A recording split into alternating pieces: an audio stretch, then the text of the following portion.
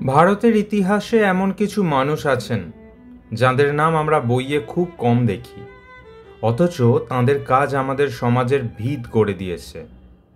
আজ আমরা জানব একজন অসাধারণ মানুষকে, যিনি ছিলেন প্রথম ভারতীয় ডিএসসি ডিগ্রিধারী, যিনি নারী শিক্ষার অগ্রদূত এবং যার সন্তানরাই হয়ে উঠেছিলেন স্বাধীনতা আন্দোলনের মুখ।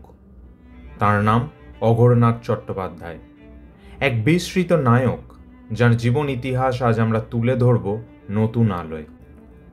ভারতের বিখ্যাত শিক্ষাবিদ এবং সমাজ সংস্কারক, যিনি শিক্ষার আধুনিকীকরণ এবং মেয়েদের শিক্ষার প্রসারে উল্লেখযোগ্য ভূমিকা গ্রহণ করেছিলেন, তিনি হলেন অঘোরনাথ চট্টোপাধ্যায়। তিনি ডক্টর অফ সায়েন্স ডিগ্রি অর্জনকারী প্রথম ভারতীয়। এই ডিগ্রি সেই সময় এক বিরল স্বীকৃতি ছিল।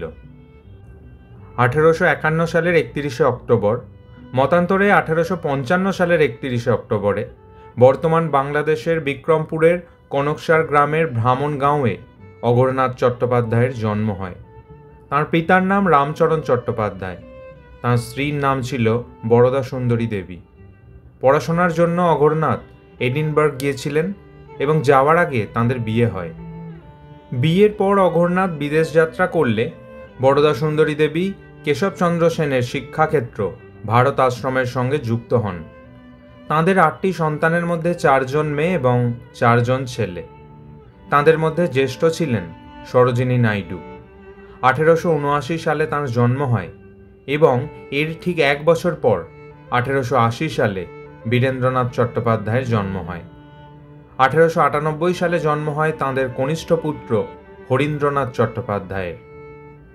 অঘোরনাথের প্রায় সব সন্তানই নিজ নিজ ক্ষেত্রে প্রতিষ্ঠিত। সরোজিনী নাইডুকে ভারতের নাইটিঙ্গেল বলা হয়। তিনি ভারতের স্বাধীনতা আন্দোলনের এক সক্রিয় কর্মী ছিলেন এবং তিনিই ছিলেন প্রথম ভারতীয় মহিলা যিনি ভারতীয় জাতীয় কংগ্রেসের সভাপতি নিযুক্ত হন। স্বাধীনতার পর সরোজিনী নাইডু সংযুক্ত প্রদেশে, যা বর্তমানে উত্তরপ্রদেশ, সেখানের প্রথম গভর্নর হিসাবে দায়িত্ব পালন করেছিলেন। অঘোরনাথের দ্বিতীয় সন্তান বীরেন্দ্রনাথ চট্টোপাধ্যায়ও বিপ্লবী ছিলেন। তিনি বামপন্থী আদর্শে বিশ্বাসী ছিলেন এবং সশস্ত্র বিপ্লবের সঙ্গে জড়িয়ে পড়েন।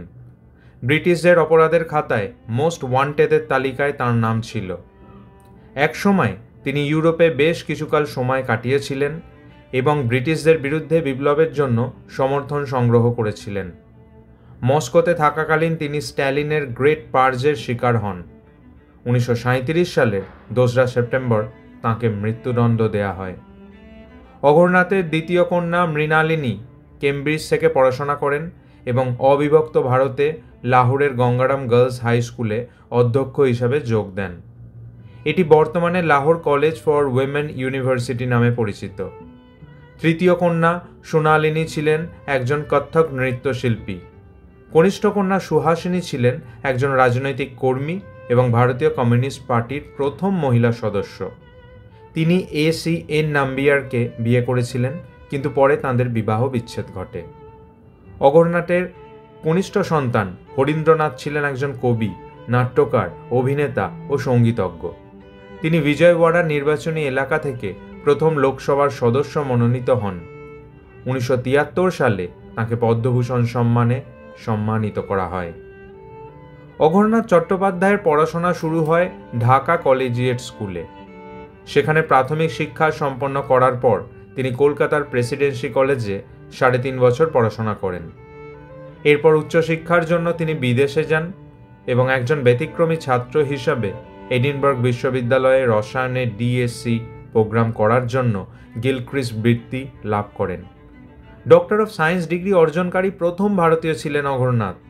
পড়াশোনায় তিনি বরাবরই উজ্জ্বল ছাত্র ছিলেন। পড়াশোনায় তাঁর দক্ষতার জন্য অঘোরনাথ হোপ পুরস্কার এবং ব্যাক্সটার স্কলারশিপ অর্জন করেন। এখানকার পড়াশোনা শেষ হলে নিজামের রাজ্যে, যা বর্তমানে হায়দ্রাবাদ, সেখানে ইংরেজি মাধ্যম শিক্ষার উন্নতির জন্য সালার জং তাকে আমন্ত্রণ জানান। তার আমন্ত্রণে অঘোরনাথ এডিনবার্গ থেকে হায়দ্রাবাদে চলে আসেন। সেখানে চাঁদের ঘাটে অ্যাংলো ভার্নাকুলার স্কুলের অধ্যক্ষ হিসাবে যোগ দেন তিনি। এটি ছিল আদ্যপান্ত ইংরেজি মাধ্যম স্কুল এবং তিনিই ছিলেন এই স্কুলের প্রথম অধ্যক্ষ। অঘোরনাথের স্কুলে যোগ দেওয়ার পর থেকে স্কুলের পঠন পাঠনের মানোন্নয়ন ও শিক্ষার আধুনিকীকরণ হয়। এই স্কুলই পরবর্তীকালে যখন নিজাম কলেজে রূপান্তরিত হয় তখন তিনিই কলেজের দায়ভার সামলান।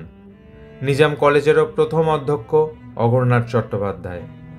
পরবর্তীতে তিনি ওসমানিয়া বিশ্ববিদ্যালয়ের অংশ হিসাবে মহিলাদের জন্য একটি কলেজ চালু করার প্রচেষ্টাও শুরু করেন। শিক্ষা বিস্তারে অঘোরনাথ চট্টোপাধ্যায়ের উৎসাহ ছিল প্রবল। তার প্রচেষ্টাতেই মহিলাদের শিক্ষা আরও এক ধাপ অগ্রসর হয়। পরবর্তীকালে তাঁর স্ত্রী বরদা সুন্দরী অঘোরনাথের সহায়তায় চন্দরঘাটে একটি বালিকা কলেজ প্রতিষ্ঠা করেছিলেন। বর্তমানে তাঁর পারিবারিক বাড়িটি তেলেঙ্গানা মহিলা বিশ্ববিদ্যালয়ের মূল কেন্দ্রবিন্দুতে পরিণত হয়েছে। অঘোরনাথ হায়দ্রাবাদে চাকরিতে নিযুক্ত হওয়ার পর গোটা চট্টোপাধ্যায় পরিবার হায়দ্রাবাদে স্থানান্তরিত হয়। এখানেই জন্ম হয় সরোজিনী নাইডু সহ অঘোরনাথের 3 সন্তানের। তিনি নারী শিক্ষা, বিধবা পুনর্বিবাহ এবং বাল্যবিবাহ নিষিদ্ধকরণের পক্ষে ছিলেন। হায়দ্রাবাদ রাজ্যে 1872 সালে ব্রিটিশ ভারতে প্রচলিত বিশেষ বিবাহ আইন, যা বাল্যবিবাহের বিরোধিতা করত, তা বাস্তবায়নে তিনি গুরুত্বপূর্ণ ভূমিকা পালন করেন। অঘোরনাথ হায়দ্রাবাদের বুদ্ধিজীবীদের একজন বিশিষ্ট সদস্য ছিলেন, যারা সামাজিক, রাজনৈতিক এবং সাহিত্যিক বিষয় নিয়ে আলোচনা ও সমালোচনায় অংশ নিতেন এবং দেশের উন্নতির জন্য সর্বদাই উদ্যত থাকতেন। হায়দ্রাবাদে থাকাকালীন সময়েই অঘোরনাথ সক্রিয় রাজনীতিতে জড়িয়ে পড়েন। তিনি হায়দ্রাবাদের স্বদেশী আন্দোলন শুরু করার ক্ষেত্রে গুরুত্বপূর্ণ ভূমিকা পালন করেছিলেন। তাঁর পদাঙ্ক অনুসরণ করে তাঁর ছেলে ও মেয়েরাও স্বাধীনতা আন্দোলনের সঙ্গে যুক্ত হয়ে পড়েন, যার সবচেয়ে বড় নিদর্শন সরোজিনী নাইডু এবং বীরেন্দ্রনাথ চট্টোপাধ্যায়। একবার তাঁর বিপ্লবী পুত্র বীরেন্দ্রনাথ চট্টোপাধ্যায়ের কাছ থেকে আসা অপরাধমূলক চিঠির সন্ধানে ব্রিটিশ সরকারের অপরাধ তদন্ত বিভাগ তাঁর বাড়িতে তল্লাশি অভিযান চালিয়েছিল। 1883 সালে সরকার সমর্থিত চন্দ্র রেল প্রকল্প নিয়ে নিজামের সঙ্গে তাঁর মতবিরোধ দেখা দেয়। তিনি এই প্রকল্পের সপক্ষে ছিলেন না, ফলে অসন্তুষ্ট নিজাম তাঁকে চাকরি থেকে বরখাস্ত করেন। পরিস্থিতি এতটাই ঘোরালো হয়ে ওঠে যে 1883 সালের 20 মে তাঁকে হায়দ্রাবাদ থেকেও বহিষ্কার করা হয়। কিন্তু শিক্ষার প্রসার, আধুনিকীকরণ, সততা, পাণ্ডিত্য এবং সুশাসনমূলক প্রশাসনিক দক্ষতায় অঘোরনাথের ক্ষমতা ছিল অদ্বিতীয়। তিনি ছাত্রছাত্রীদের নতুনভাবে ভাবতে শিখিয়েছিলেন। ফলে কয়েক বছর পর ফের তাঁকে হায়দ্রাবাদে ফিরিয়ে আনতে হয় এবং পুরনো নির্দেশ প্রত্যাহার করে অঘোরনাথকে তাঁর চাকরিতে পুনর্বহাল করা হয়। ক্রমেই নিজামদের সঙ্গে সম্পর্কে উন্নতি হতে থাকে তাঁর। এই নিজামই পরবর্তীকালে সরোজিনী নাইডুকে ইংল্যান্ডে পড়াশোনা করবার জন্য বৃত্তি প্রদান করেন। নিজামের সঙ্গে মতবিরোধ মিটলেও হায়দ্রাবাদে ফিরে অঘোরনাথের রাজনৈতিক সক্রিয়তার কোনো পরিবর্তন হয়নি। নিজের মতাদর্শে তিনি অটল ছিলেন এবং রাজনীতি চর্চা অব্যাহত রেখেছিলেন। রাজনীতিতে তাঁর সক্রিয়তা উত্তরোত্তর বৃদ্ধি পেতে থাকায় ফের নিজামের রোষানলে পড়েন তিনি। ফলশ্রুতি হিসাবে তাঁকে তাড়াতাড়ি অবসর নিতে কার্যত বাধ্য করা হয়। এরপর হায়দ্রাবাদ ছেড়ে সপরিবারে কলকাতায় স্থানান্তরিত হন অঘোরনাথ চট্টোপাধ্যায়। কলকাতায় তিনি এবং তাঁর স্ত্রী বরদা সুন্দরী দেবী লাভলক স্ট্রিটে থাকতে শুরু করেন। তৎকালীন সামাজিক ও রাজনৈতিক বিষয় নিয়ে আলোচনায় আগ্রহ ছিল তাঁর। সেই কারণে তিনি ইয়ং মেন্স ইমপ্রুভমেন্ট সোসাইটি এবং ব্রাদারহুড সোসাইটির মতো সমিতি প্রতিষ্ঠা করেন।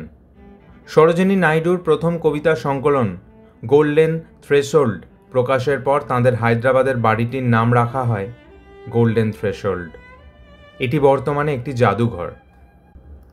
1915 সালের 28শে জানুয়ারি কলকাতায় লাভলক স্ট্রিটের বাড়িতেই অঘোরনাথ চট্টোপাধ্যায়ের মৃত্যু হয়। তাঁর মৃত্যুতে দেশ হারায় এক অতুলনীয় শিক্ষাবিদ, রাজনীতিবিদ ও সমাজ সংস্কারককে, যিনি প্রতি পদক্ষেপে দেশকে নতুন দিশা দেখিয়েছেন। তিনি যা কাজ করেছেন সেই তুলনায় খ্যাতি না পেলেও তাঁর নাম ও শিক্ষা তাঁর পুত্র কন্যাদের মধ্যে দিয়ে অমর হয়ে রয়েছে। ভারতের স্বাধীনতা আন্দোলনে তাঁর এবং তাঁর পরিবারের অবদান ভোলার নয়। ভিডিওটি ভালো লাগলে লাইক এবং শেয়ার করবেন। কেন করবেন?